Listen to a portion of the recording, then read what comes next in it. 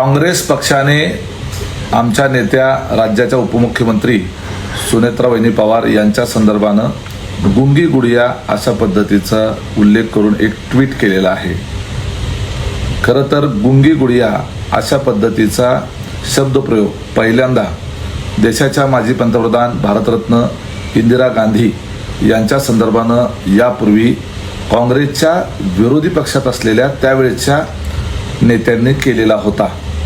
आपल्याला सर्वांना माहीत आहे की स्वर्गीय इंदिरा गांधी या देशाच्या सर्वाधिक यशस्वी पंतप्रधान म्हणून या देशानं आणि संपूर्ण जगानं पाहिलेलं आहे। स्वर्गीय इंदिरा गांधी यांच्या व्यतिरिक्त आजपर्यंत देशामध्ये झालेल्या कुठल्याही पंतप्रधानांना पाकिस्तानचे 2 तुकडे करून त्यांना अद्दल घडवण्याचं कार्य करू शकलेले नाही आहेत। अर्थात प्रत्येक नेता आपापल्या जाग्यावर श्रेष्ठच असतो, परंतु ज्यांचा गुंगी गुडिया म्हणून उल्लेख केला गेला त्यांनी त्यांच्या आयुष्यामध्ये केवढी मोठी कर्तबगारी दाखवली हे स्वर्गीय इंदिरा गांधी यांच्या उदाहरणावरनं आपल्याला स्पष्ट दिसतं।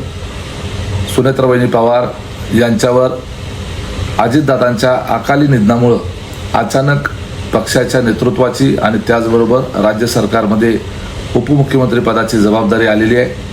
त्यांना पदभार घेऊन अजून 6 महिने सुद्धा झालेले नाही आहेत आणि लगेचच ज्यांच्या कुटुंबामध्ये आणि ज्यांच्यावर एवढा मोठा दुःखाचा डोंगर कोसळलेला आहे हे माहीत असताना काँग्रेस पक्षानं अशा पद्धतीनं असंवेदनशीलताचं प्रदर्शन करत अशी वक्तव्य करणं हे खरं तर त्यांना शोभत नाही।